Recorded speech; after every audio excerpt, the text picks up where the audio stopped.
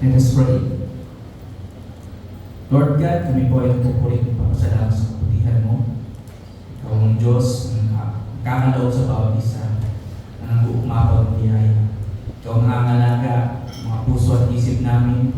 Ikaw ang dahilan bakit namin nagagawa na lahat ng bagay. Patuloy ka namin tinataas dahil hindi sa mga oras ito. Patuloy namin dalangin na bawang mga karunungan na nagmumula sa iyo, papakinggan ang bawat isa. Samahan kami ng banal ng Espiritu sa gayon at maramdaman namin ang pagmamahal at ligaya na nagmumula sa iyo sa pag-aaral ng mga isa. Ito po ang aming samad na namin sa pangalan ng Panginoong Yesus. Amen. And open to reason. Ibig sabihin, bukas sa pakikinig ng reason ng ibang tao. Madaling intindihin, but at the same time, mahirap i-apply. When it comes to the word reason, syempre lahat tayo, especially sa mundo natin na open, na makapagsalita, meron tayong freedom of speech, malaya tayo na makapagsalita, malaya natin nag-voice out sa pamamagitan ng social media, yung mga opinion natin. This world has become so opinionated na dapat may parang there's something na parang kapangyarihan, there's power na nag-uudyok sa atin na pakinggan nyo yung sinasabi ko, maganda tong sinasabi ko. And every time na nangyayari yun, every time na tayo nagsasalita, ironically, nawawalan tayo ng chance na makinig sa sinasabi ng ibang tao. And this is very, very true, lalo higit sa mga Kristiyano. Sad, pero intindihin natin yung psychology, especially, syempre, ikaw, Kristiyano ka, alam mo yung katotohanan, you know the truth, and unti-unti, syempre, when we know na kakampi natin ng Panginoon, we know na kasanggan natin ng Panginoon, there's authority, there's power sa mga sinasabi natin. But at the same time, kung hindi natin pag-aaralan mabuti, kung hindi natin bibigyan ng mariing atensyon, we could fall to being stubborn, and ultimately, ang gusto lang natin ay mapakinggan tayo at hindi na tayo nakikinig sa reason ng ibang tao. Kaya naisip ko, kailangan natin pakinggan to, kailangan natin pag-aralan, although madali siya. But this is a good reminder na ang Kristiyano ay dapat nakikinig din sa iba. Yan. Of course, nakikinig tayo sa Panginoon, yan yung lagi nating motto, kailangan natin pakinggan ng Panginoon. But at the same time, do we apply it? Na-apply ba natin? Buksan natin ang mga Bible sa James 3:17.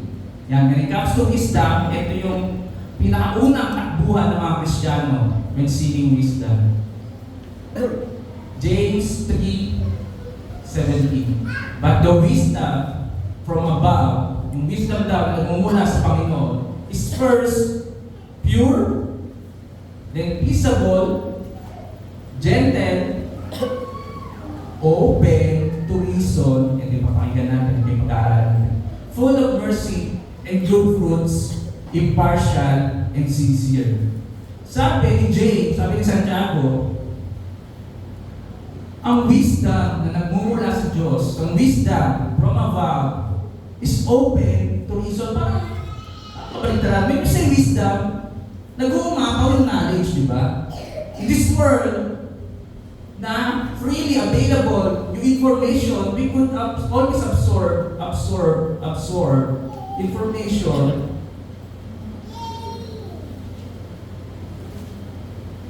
Parang unti-unti na tumatalino nga ang mga tao. Siyempre, kung gusto mo magbasa ng mga articles, you can search gamit ang Google. Kung meron kang gusto matutunan sa YouTube, di ba?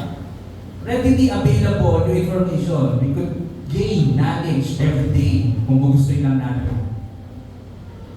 Pero ang wisdom na nagmumula sa Panginoon, yan, is pure, peaceable, gentle, open to reason, full of mercy and good fruit, impartial, and sincere.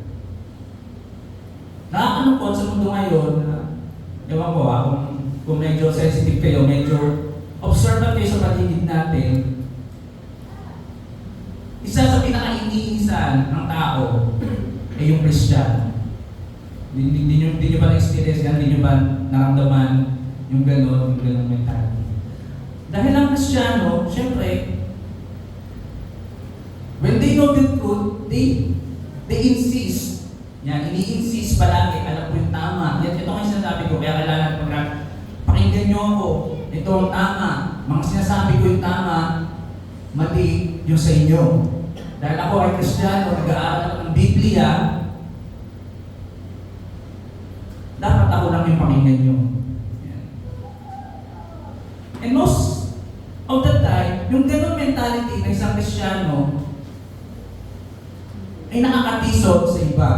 Kung papakinggan nyo yung ibang tao, ano ang impression niya sa isang Kristiyano? Ano ang impression niya? Pero most of the time, pag sinasabing Kristiyano, magaling sa music. Hindi ko alam kung compliment yun. Pero tanungin nyo yung mga kaibigan nyo, mga kaibigan natin, ano bang impression sa isang Kristiyano?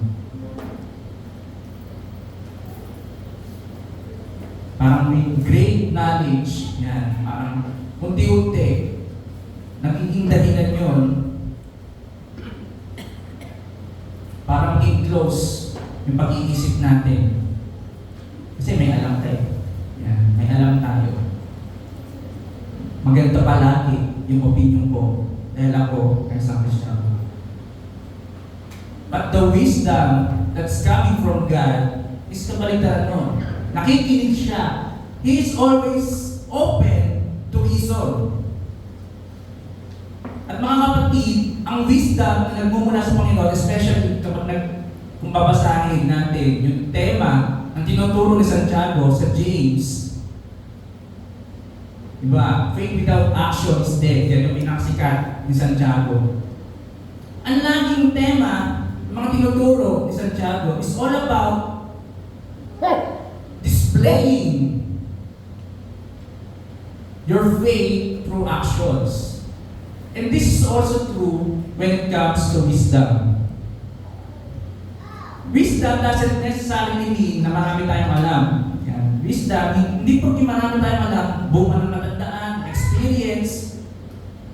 Hindi yun ang wisdom, base ni James. But ang wisdom is something that is displayed by words, hindi sa pananalita. Yan, sinasabi ko nga, ay yung mundo natin ngayon, is very opinionated, maraming masasabi, maraming sinasabi, maraming mako-comment sa mga bagay-bagay. But yung tunay na wisdom speaks through its actions. Sa pagkilos. Malalaman natin kung ang wisdom ay nagmula sa Panginoon o ang wisdom ay nagmula sa tao sa actions. Basahin natin yung ng buo. Yan. Yung James 3:13-18. Yan. Buuin natin ha. Who is wise and understanding among you?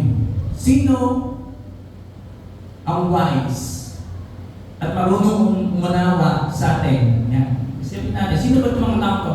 By his good conduct, let him show his words in the meekness of wisdom. Wala na sigurong mas nilinaw dyan, kapatid. Wala na sigurong mas magiging clear pa dyan. By his good conduct, mga kapatid, let him show his words in the meekness of wisdom. So meaning, ang wisdom can be displayed by his conduct sa pagkilos, sa gawe.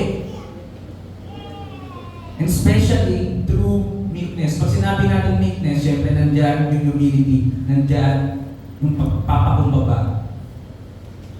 So yung mga wise daw, yung may wisdom, yung may understanding, napapakita nila yung actions nila, papakita nila yung pagiging wise nila, hindi sa mga diploma, hindi sa mga courses na tinapos, bagkos sa mga kinikilos nila. Madalas kasi, when we equate wisdom, syempre dapat maraming alam. Let's say, wisdom sa Bible, maraming memory verse, maraming alam, maraming nasi-share. Pero sinasabi din sa Bible, ang wisdom daw, yung application. Syempre, di naman natin papakinggan yung tao na nag-a-advise sa'yo, tapos yung sarili niyang advice, hindi niya magawa. Parang palpak naman na tayo. So, ang wisdom is being displayed, being evident sa isang tao kapag nakikita sa gawa. Nakikita sa kanyang ugali, sa kanyang action. Verse 14, but if you have bitter jealousy and selfish ambitions in your heart, do not boast and be false to the truth. This is not the wisdom that comes down from above, but is earthly, unspiritual, and demonic. Medyo masakit. Pero kung ang dahilan ng iyong pagsasalita, ang dahilan ng iyong mga gawa, ay dahil naiinggit ka, ambisyoso ka, huwag kang magyabang, tapos hindi naman pala totoo.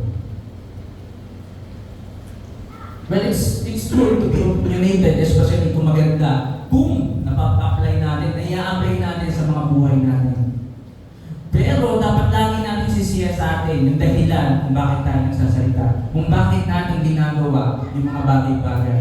Especially as being Christians. Ano ba dahilan kung bakit natin sinasabi sa mga kapatid natin to? Ano ba dahilan kung bakit natin to sinasabi sa ating mga co-workers, sa mga kaibigan, sa mga schoolmates? Dahil naiingit tayo, pag nakikita natin mayaman isang tao, uy, mayaman yan, tapos di naman nagbibigay kay Lord, di naman na tumutulong, di naman na bibigay sa charity. That can be true, pwede totoo yun, pero yung reasoning behind sa sinasabi mo, yung motivation mo kung bakit sinasabi yun, is because you are jealous, naiinggit ka kasi nakikita mo umuulan, umaangat yung isang tao, that's not wisdom.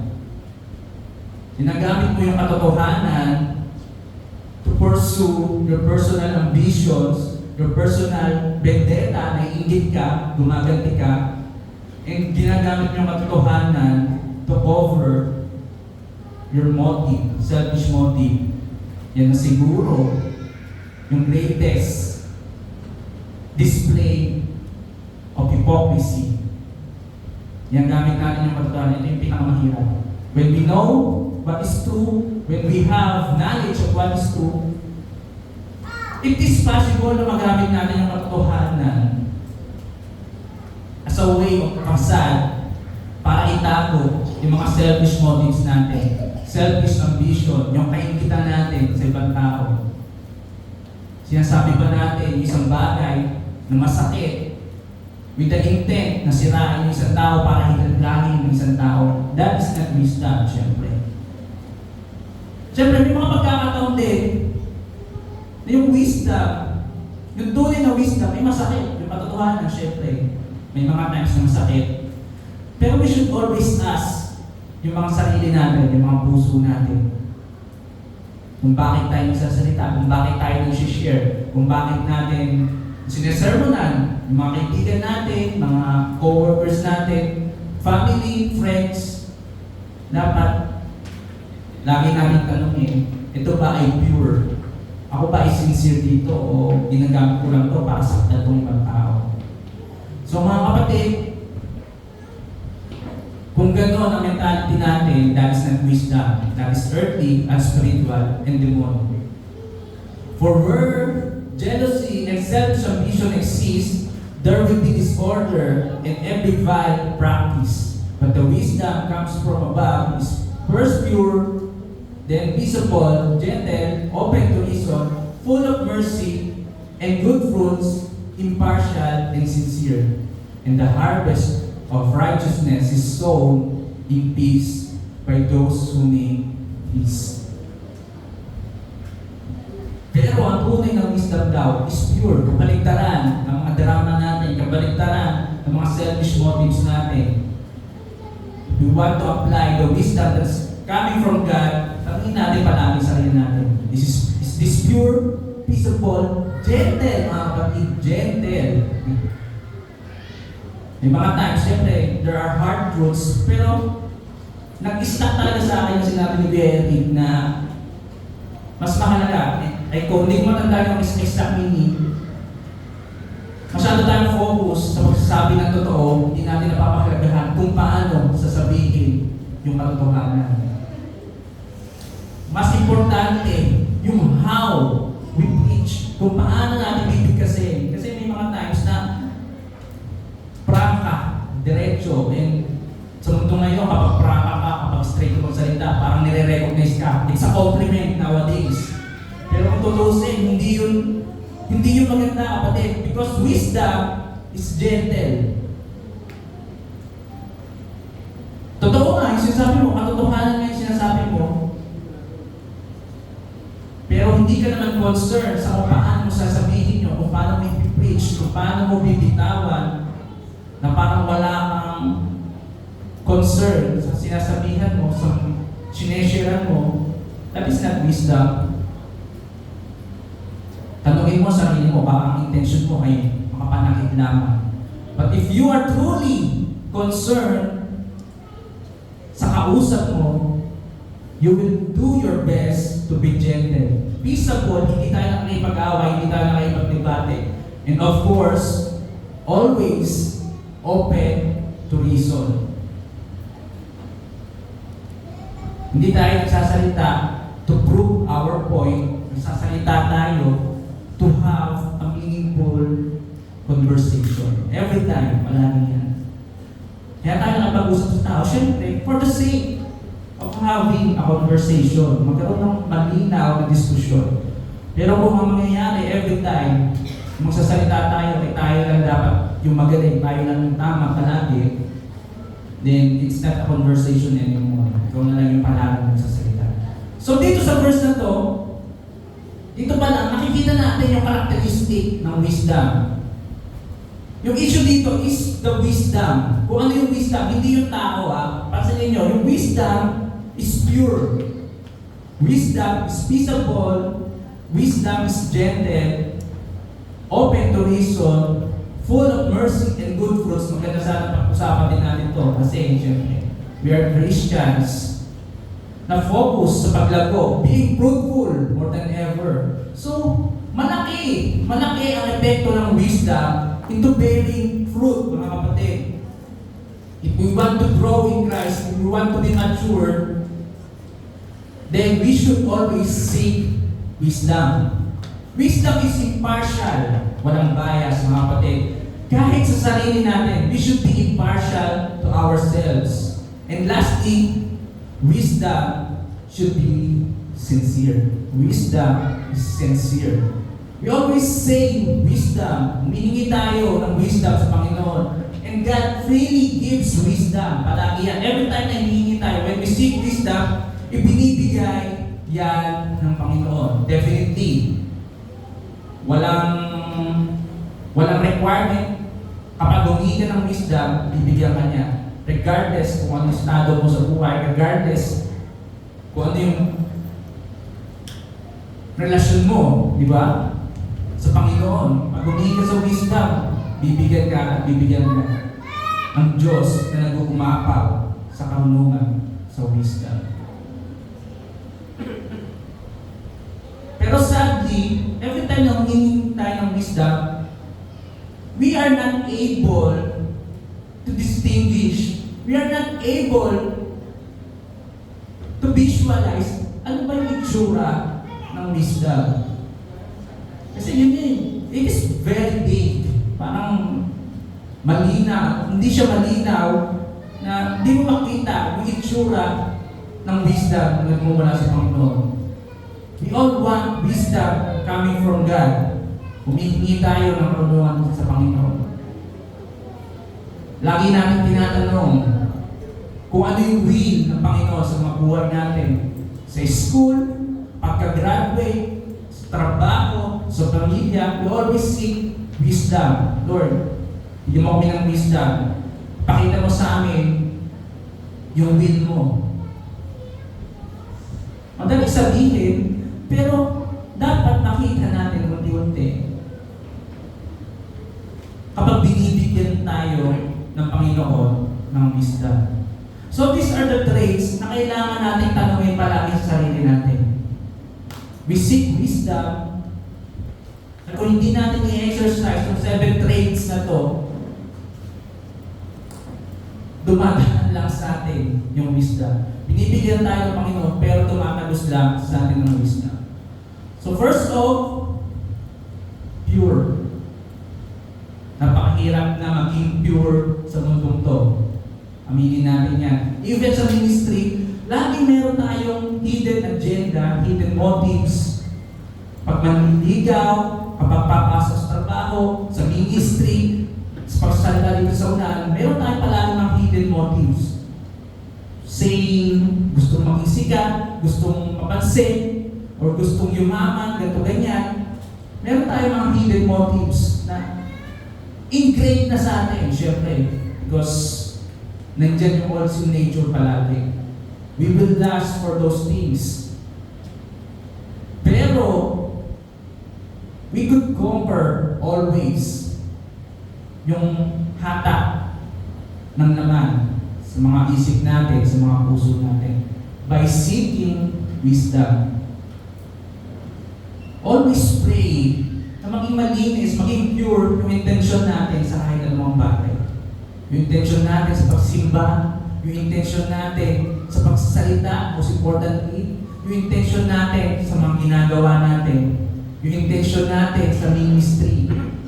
So that hindi natin magagamit yung mga ganung bagay to cover up yung mga masasama nating plano. Kasi inaalis natin sa sistema natin yung mga masamang motibo. So, every time you ask wisdom from God, tanongin mo agad yung puso mo. Nagiging pure na ba ako? Malinis na ba itong intensyon ko? When I say glory to God, is this really a glory to God? Binibigay ko ba talaga yung glory sa Panginoon? Pag may na-accomplish, pag meron narating sa buhay, it's easy to say, glory to God alone. Pero hindi malinis yung intensyon. Kasi madali na naman sabihin yun eh. But true wisdom is pure.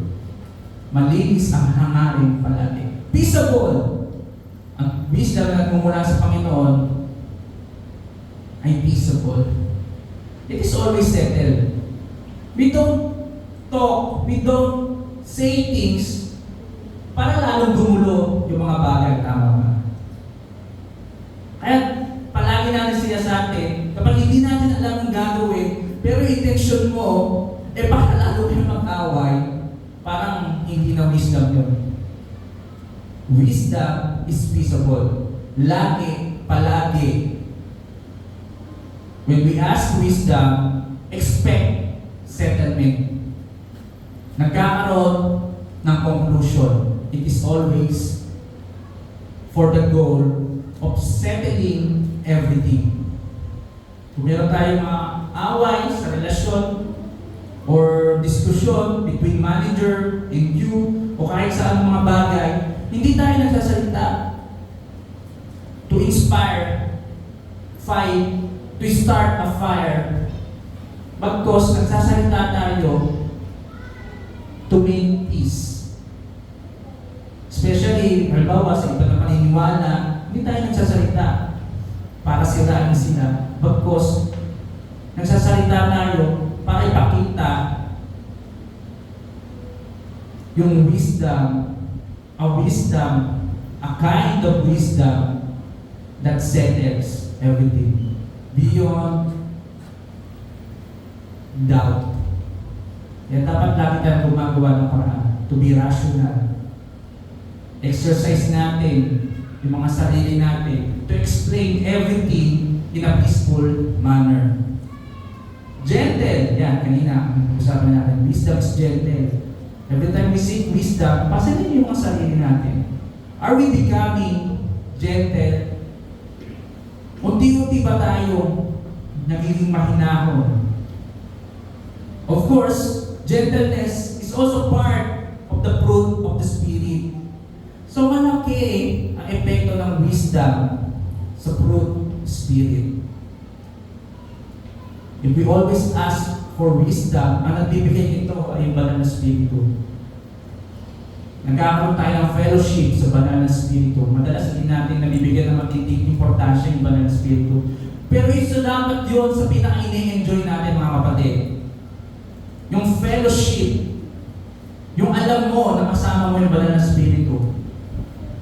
And that Spirit of God will teach us to be gentle by being wise. Open to listen, mga kapatid. Palaging willing makinig. Kahit matanda ka na, willing ka pa rin makinig sa mga mas bata sa'yo. O kahit bata ka pa, willing kang makinig sa mga matanda. Kahit feeling mo yung generation nila parang obsolete na, willing ka pa rin makinig, di ba? That's part of being wise.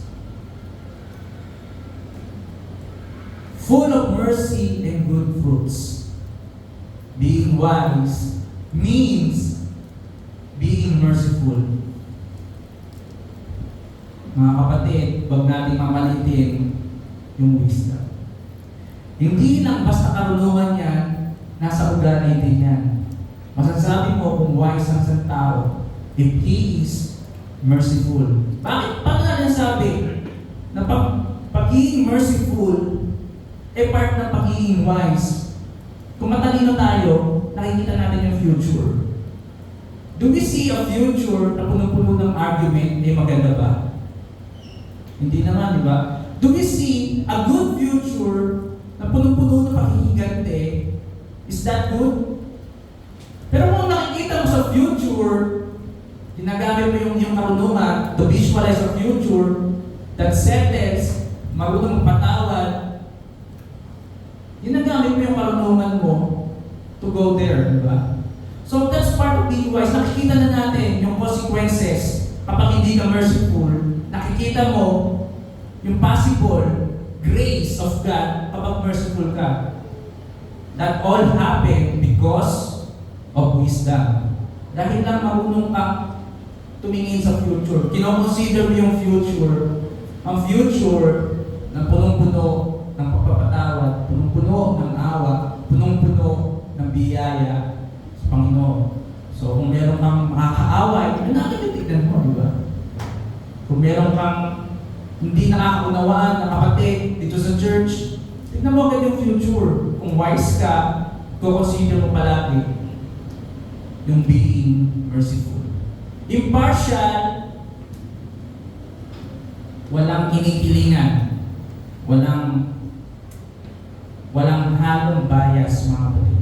Wisdom, when we say wisdom, kahit paanong paraan, that is wisdom.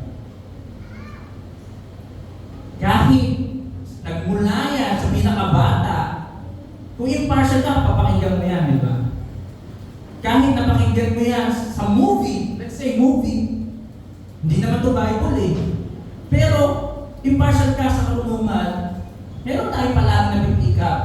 Or meron sinabi, yung lola mo sa'yo, lolo mo sa'yo, masyadong matanda to. Kung bias ka sa generation mo, kung bias ka sa edad mo, hindi mo papakinggan yan. But if you are impartial sa kahit paanong paraan, sa kahit paanong channel, if we are willing to listen, if we are willing to learn, you will definitely absorb it by being impartial. Kahit sa mga kanta, may mga natutunan tayo sa kanta, kahit sa mga libro na binabasa natin, ang kailangan lang natin gawin, maging sincere at impartial sa mga ganung bagay. Tanungin ko kayo, bilang Kristiyano,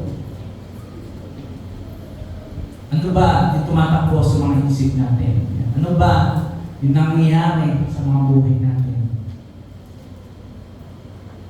Have we stopped listening? Have we stopped yearning for wisdom? Dapat maging impartial tayo. Na kasi may mga times na iniisip natin, dapat ito lang yung babasahin ko, Bible lang.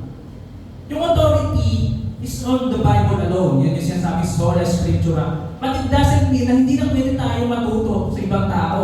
Hindi na tayo pwedeng magbasa ng ibang libro. Hindi na tayo pwedeng tumingin ang other source of knowledge. Mga kapatid, when we say wisdom, sa kahit paanong paraan, kahit obserbahan mo na yung paligid mo, you can definitely learn. So, ina-encourage ko kayo na may mga times na nararamdaman nyo na parang sa akin nyo lang gusto makinig o kay Kuya Eric nyo lang gusto makinig. Mapapayo ko, makinig din kayo sa iba. Magbasa rin tayo ng mga libro, mga Christian books. Tulad nila John Piper, John MacArthur, ako, paminado ako, mas magaling naman talaga sila. And I encourage you to be impartial. Of course, siyempre, we love Aletea Bible Church, but we could always learn from other people. Yung iba, patay na, pero yung mga libro sinulat nila ay punong-puno ng karunungan. And I will never hinder you to do those kinds of things. Magbasa tayo palagi. Kahit sa mga secular books, siyempre may mga matututunan pa rin tayo sa science, etc. etc. Wisdom is wisdom. Kung gusto niyo makinig ng podcast, kung meron kayo matutunan, why not, di ba? That's part of being impartial. Pero kailangan na, siyempre, maging mapanuri pa rin tayo kasi sa mundo natin ngayon ay punong-puno ng deception. May rin mga pastor na mali yung tinuturo. Pero I believe, yung kasama kayo ng banal na spirito, kung kasama niyo yung banal na spirito, at if you're sincere and pure in seeking wisdom, makikita nyo yung wisdom because yun yung pangako ng Panginoon. He will give you wisdom. So gusto ko paalala sa inyo mga kapatid, na buksan natin yung mga isip natin, buksan natin yung pananaw natin. Let us broaden, like what I've said last week, i-broaden natin yung horizon natin. Umatras tayo ng konti para mas makita yung plano ng Panginoon. Because yung immediate solution, yung immediate thought na pumapasok sa isip natin is not always the best solution. Huwag tayo maging stubborn mga kapatid. Na kesyo medyo may natutunan na tayo, meron na tayong konting nalalaman, nai-insist na agad natin yung gusto natin. We fall into blindness. Kasi siyempre, maganda maging Kristiyano, masarap maging Kristiyano when you know that you are saved. But that itself is also dangerous. Pag alam mong Kristiyano ka, kapag alam mong ligtas ka, ginagamit pa rin ng kalaban yun to trap us into thinking narrowly. Ginagamit yun ng kalaban para unti-unti gawing makitid yung mga isip natin. Na ito na lang, ay hindi, Kristiyano ko, kaya kung ano yung gawin ko, bahala na, di ba? Glory to God. Pero you never really ask God kung ano yung gusto niya. So, mga kapatid, kapag meron tayo naisip, huwag niyo muna kami gagawin, tanungin niyo, what is the best solution para natin? To any argument, or kahit mga simpleng bagay. Kung anong bibilhin ng damit, kung anong susukutin, kung anong kakainin, there's always God's guidance. Our ways may not be always the best solution. At ang pinakamaganda dito, our God is always willing to show us His perfect solution. Ang ating Panginoon, palagi, gusto niya na makita natin yung solusyon niya para sa mga buhay natin.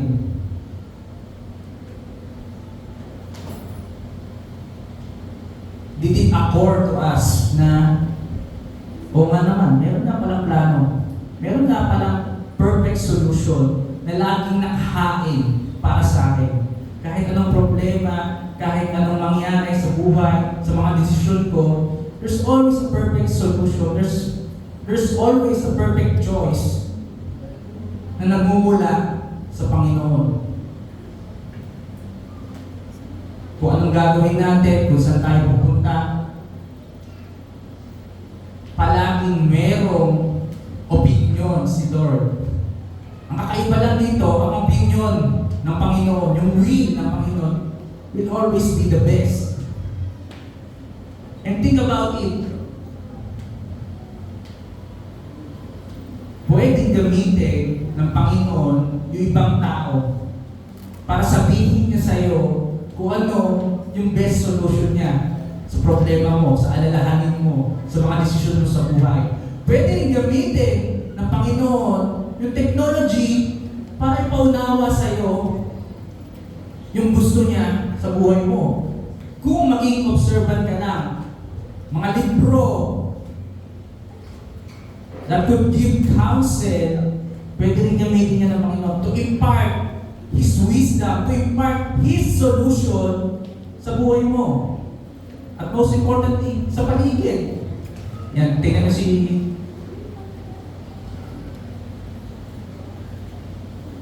tingnan nyo yung paligid nyo. Tingnan nyo palagi. Observe.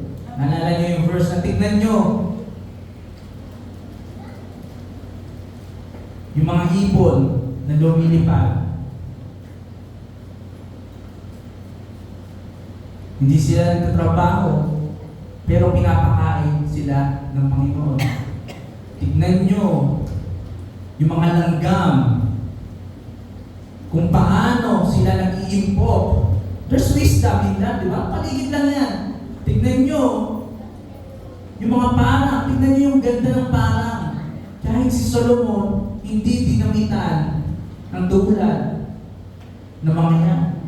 Sinasabi, ina-encourage tayo ng Biblia, ina-encourage tayo ng Panginoong Jesus to observe our surroundings for us to earn wisdom. Pero kung palagi tayo nakapikit sa mga ganyang pagkakataon, hindi natin makikita yung solusyon na gusto ng Panginoon sa mga buhay natin. So kapatid, take a step back, enjoy mo yung buhay na pinagkaloob sa iyo ng Panginoon. Huwag kang magpadalos-balos, huwag kang masyado magsasanta agad. At mag-observe tayo sa kung ano ang sinasabi ng taong to. Kung ano ang sinasabi, nakita mo sa FB, etc. Kung ano yung mga natutunan mo sa libro, sa mga nakikita mo sa paligid. There could always be wisdom na nagmumula sa Panginoon. But if we are ignorant and stubborn, we will fail to see it. Kasi ayaw mo sa taong to, hindi mo napapakinggan. Malay mo, may sense yung sinasabi niya. Sayang naman. Diba? But if we are open to reason, if we are willing to listen, para sa akin, explosion to ng karunungan. Mas makikita natin yung gusto ng Panginoon sa mga buhay natin. We all want that, di ba? Gusto natin na makita yung will ng Panginoon sa kahit anong gagawin natin. Buti sana kung katulad ng unang panahon na yung Diyos direkta na nagsalita sa mga prophet, naririnig yung tinig ng Panginoon, wala tayong pagkatalunan. Pero this point in time, mas nakakatakot na paniwalaan yung mga tao na sabi, naririnig niya yung tinig ng Panginoon, tama ba? Mas mahirap paniwalaan yun. So paano nagsasalita ang Panginoon sa atin? Of course, so, sa Bible, pero sinasabi ko, let's be impartial. Hindi lang sa Bible, pwede niyang gamitin yung mga tao na nagbabasa rin ng Bible to impart those to you. Sa mga books na sinulat ng mga tao na matibay ang pananampalataya, we could learn from that.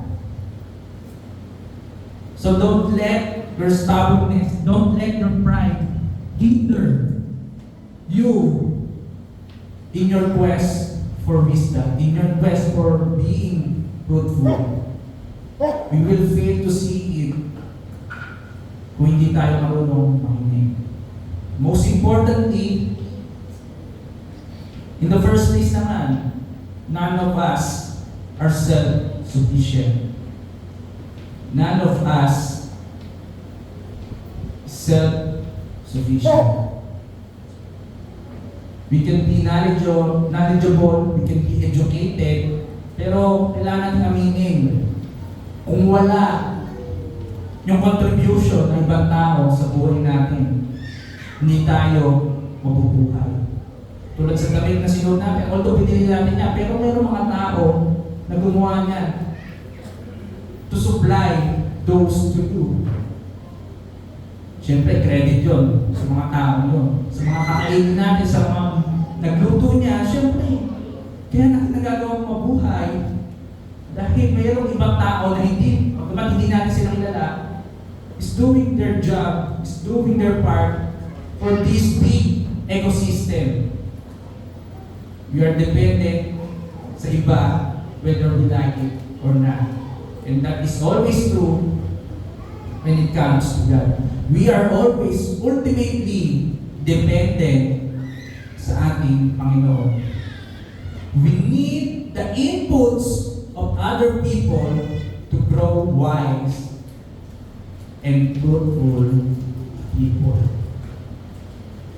Kaya kapatid, kung honest ka, ang gusto mong lumago, gusto mong maging mas matalino, gusto mong maging wise sa mga gawin mo, sa mga desisyon mo sa buhay, listen to the inputs of other people. Listen lang ha, baka mamaya, pag meron sinabi yung ibang tao, gawin mo agad, pakinggan mo, suriin mo.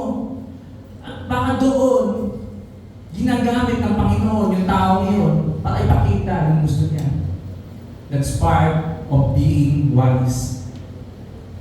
Huwag niyo mamalitin yung mga bata, huwag niyo mamalitin yung mga matanda, huwag niyo mamalitin yung mga hindi nakapagtapos because they can always be used by God to impart wisdom. And walang taong naging marunong, walang taong naging malago sa buhay Kristiyano na kanila lang, na sila lang. Kahit si Jesus Christ, he has to depend to his parents, di ba? Nung bata pa siya. And sino ba naman tayo? Si Apostol Pablo, kailangan paturuan niya ng Panginoong Jesus bago niya nagawa yung ministry niya. We always have to depend. Kaya pakinggan natin yung inputs ng bawat isa sa mga maliliit o kahit malalaking bagay, mga desisyon natin sa buhay. James 1:19.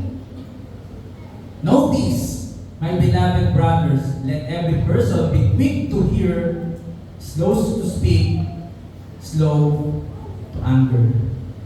Madali itong verse na ito, madaling i-memorize. Pero, more importantly, kailangan natin may apply sa mga buhay natin. Makinig tayo mga kapatid. Palagi tayo makinig.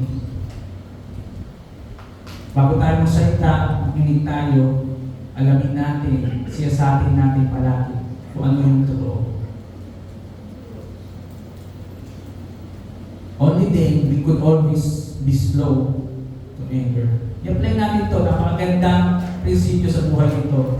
Sa mga kasawa, sa mga kaibigan, sa katrabaho. Bago tayo magsalita, makinig muna tayo.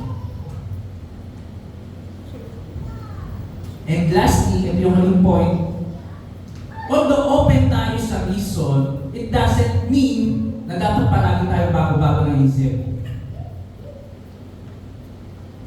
Na kapag meron kang napakinggan, na turo, yun agad ipapakinggan mo. Kailangan mo siya sa atin yan. Dapat naiintindihan mo muna yan bago mo i-apply ng diretso. Because that's not wisdom anymore. Kung palagi mong gagawin yung sinasabi ng mga tao sa iyo. Pakinggan mo sila, alamin mo yung essence ng mga sinasabi nila, and ultimately, i-check mo kung yun ba yung tinuturo ng Biblia. May mga kaibigan tayo na madalas magbibigay ng suggestion sa atin. Baka mamaya, gawin mo agad yung sinasabi nila.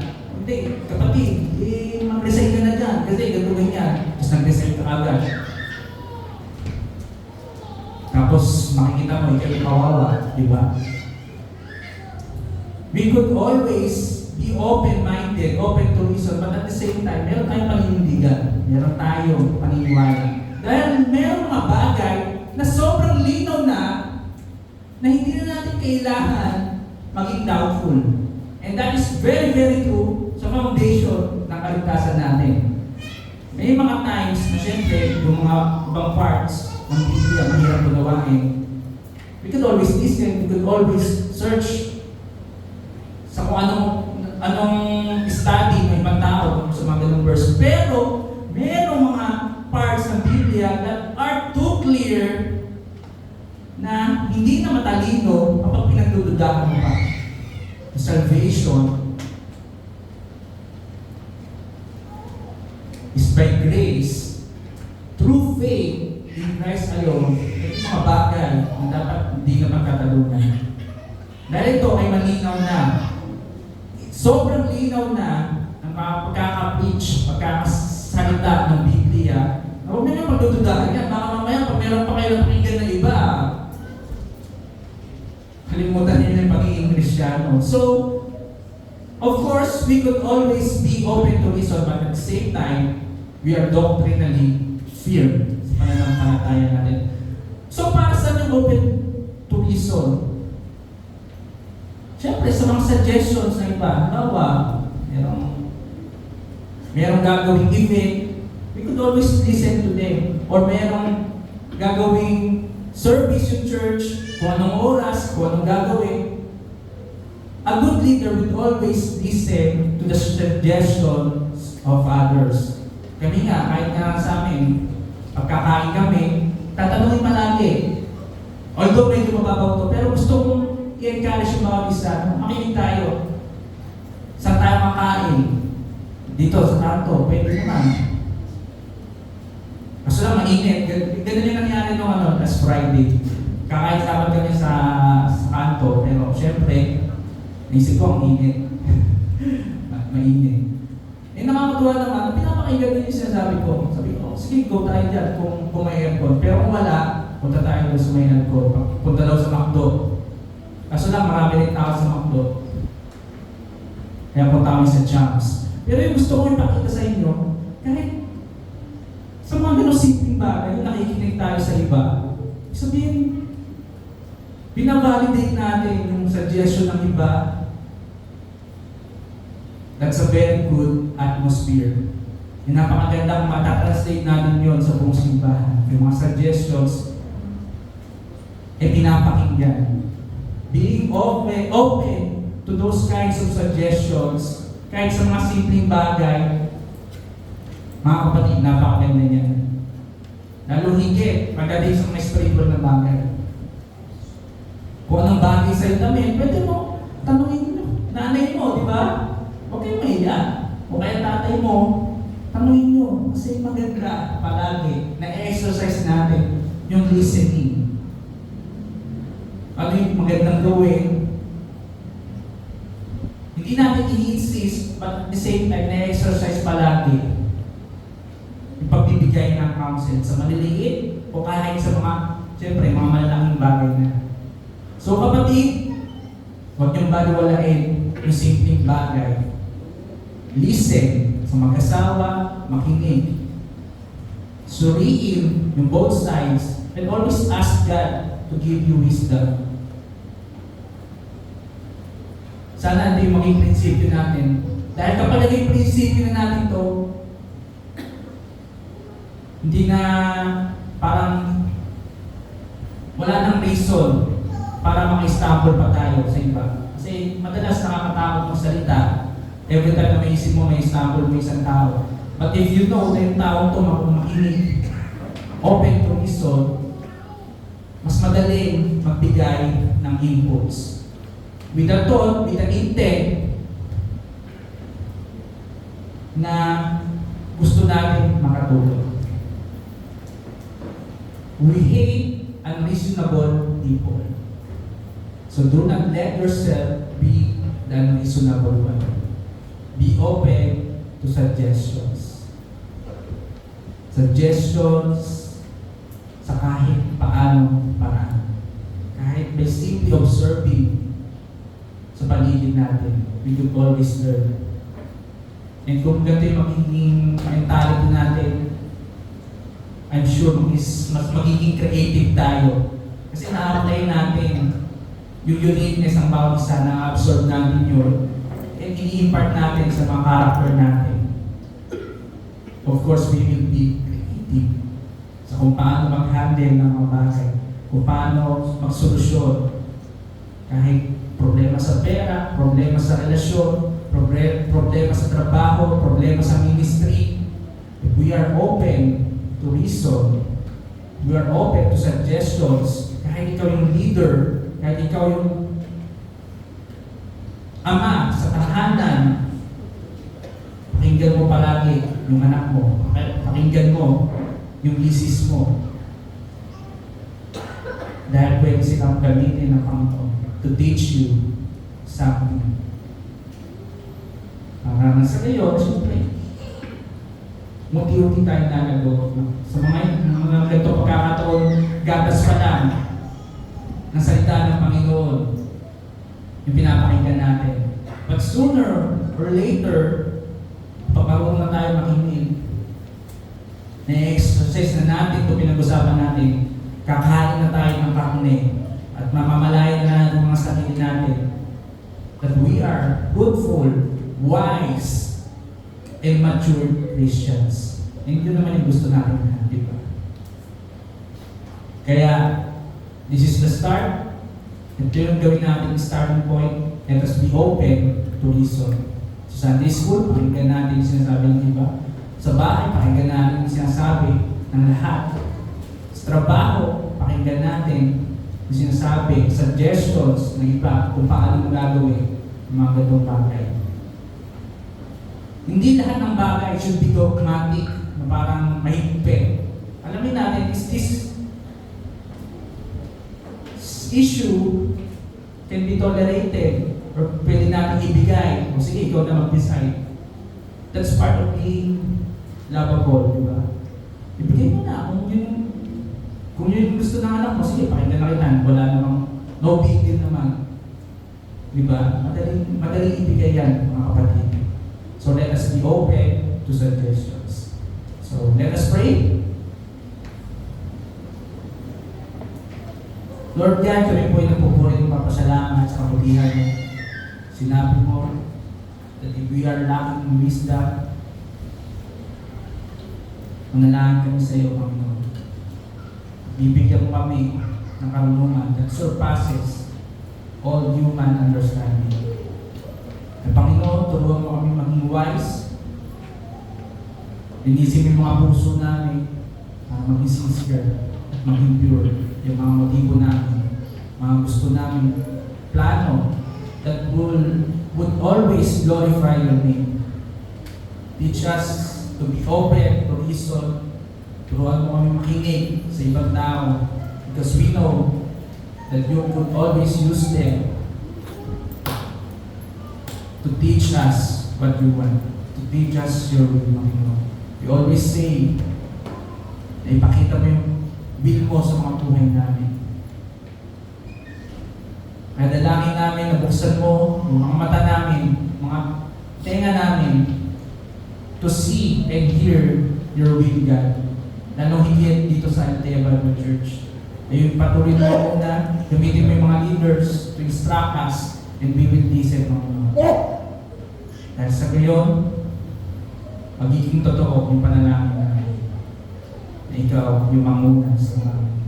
Gamitin mo yung buhay ng bawat isa to teach us yung experiences ng bawat isa ay magamit namin in walking towards your path, yung mga plano mo sa mga buhay namin. Dahil hindi aksidente na kasama namin sila ngayon. Hindi aksidente na sama-sama kami ngayong sumasamba. para sa kaluwalhatian mo. Ang lahat ng mga tao na nandito